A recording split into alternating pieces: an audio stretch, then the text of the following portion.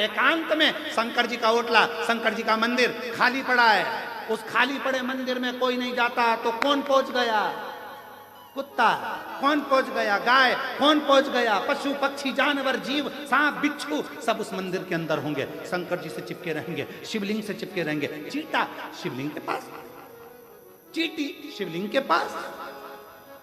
किसी मंदिर की बड़ी बड़ी मूर्तियों का दर्शन करिए, बड़े बड़े इष्ट भगवान का दर्शन करिए, किसी मंदिर में तुम्हें चीटा चीटी नजर नहीं आएंगे, पर शंकर जी के पास सब चिपके रहेंगे। फूल में इल्ली, वो भी शंकर जी से चिपकी, वो भी चिपकी, और ऐसे चिपकी ऐसा लग रहा है जैसे पूछो मती कि इतने प्रेम से कैसे चिपकी।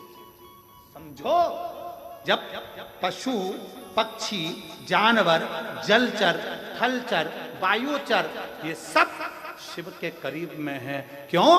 क्योंकि उसका नाम विश्वनाथ है। वो सारे विश्व के वासियों को, चाहे जो भी जीव है, उसको अपना बना लेता है। लोग कहते हैं पाप लगेगा। शिव महापुराण की कथा कहती है भगवान का जल पीने से पाप नहीं। शिव पुराण की कथा कहती है अगर कोई शंकर जी का प्रसाद लेकर जा रहा है, उसका मात्र दूर से खड़े होकर भी दर्शन कर लिया जाता है, तो फिर उसके परिवार की 71 पीढ़ियां बैकुंठ चली जाती है, भोगना नहीं पड़ता है। यह शिव पुराण में लिखा है। विद्येश्वर संहिता के अंदर शिव महापुराण में लिखा कि शिव जी के प्रसाद का मात्र दर्शन करने से भी 71 पीढ़ियां तर जाती है, 71 पीढ़ियां। तो फिर शिव तत्व क्या, उसको समझे तो। शिव माता पार्वती जी ने शंकर को अपना गुरु माना, और गुरु का फर्ज है विकारों को हर लेना, कष्टों को हर लेना, तकलीफों को हर लेना।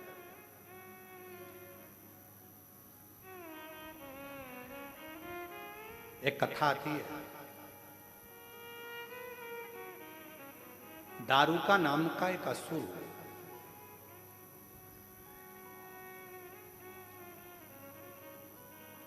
आज कथा में भजन नहीं हुआ,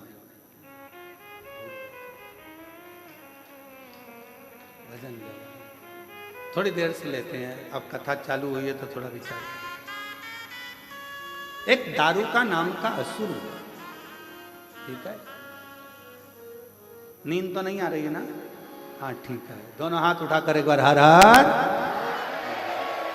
ठीक है। एक दारूका नाम का असुर, उसने ब्रह्मा जी का तप करा, और ब्रह्मा जी से तप कर कर उसने मांगा कि मेरे प्राण नहीं छूटा। अच्छा, जितने भी असुर थे ना, ये सोचते थे कि मैं मरूंगा, पर मरना तो पड़ता था।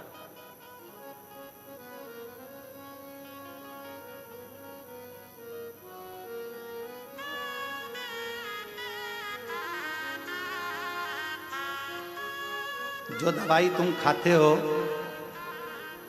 जो टेबलेट तुम खाते हो, बीपी की हो, चाहे शुगर की हो, चाहे थायराइड की हो, चाहे आँख की हो, कमर की हो, घुटना की हो, वो दवाई भी एक दिन एक्सपायर हो जाती है।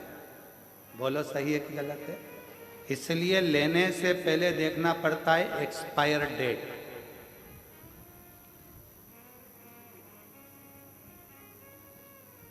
हमारे कुबरेश्वर धाम में कई लोग आते हैं कि साहब हमको बिस्कुट बंटवाना है, कोई कहता है साहब हमको पानी बंटवाना है, कोई कहता है साहब हमको ये चीज़ बंटवाना है। हम कहते हैं बंटवाने से पहले तुम जो बिस्कुट भेजोगे उसकी तारीख का फोटो खींचकर भेजो, उसकी एक्सपायर तारीख कब की है, तो हम धाम पे से बंटने देंगे। मालूम पड़े एक्सपायर हो गई, किसी काम की नहीं रही, और तुमने कहा कहाँ दियाओ, तो के धाम पे दियाओ, इतने लोग आते हैं, बढ़ जाएगा। सीहोर कुबरेश्वर धाम पर तो किसी के घर में अगर शादी में बूंदी लड्डू भी ज़्यादा बन जाते हैं, और अगर वो देना भी चाहें तो सीहोर कुबरेश्वर धाम पर नहीं लिए जाते हैं। क्यों? यहाँ बाबा का धाम है। जो बाबा को भोग लगेगा, जो बाबा की प्रसादी बनेगी, भले रूखी बने, सूखी बने, खिचड़ी बने, जो मेरा कुबेर भंडारी खाएगा पाएगा, वही उसका शिव भक्त पाएगा, उसके सिवा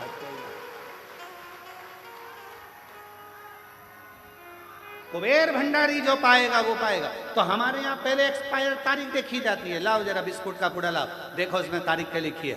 हमारे यहाँ विनय छोटे भाई वो पूरी एक्सपायर पहले देखे, लाओ जरा बिस्कुट लाओ, फिर एक्सपायर की तारीख निकालेगा। एक्सपायर ये खोखा बेकार हो गया, इसको भट्टी में डाल दो, चूल्हे में डाल दो, सब्जी बन रही है चूल्हे के अंदर डाल, ये किसी काम का। दवाई एक्सपायर हो जाती है, एक दिन तुम्हें जीवित रखने वाली दवाई भी एक्सपायर हो जाती है। शिव महापुराण की कथा कहती है दवाई एक्सपायर हो उससे पहले उसको खा लो, और तुम एक्सपायर हो उससे पहले शिव नाम गा लो, इससे बढ़कर सुख नहीं।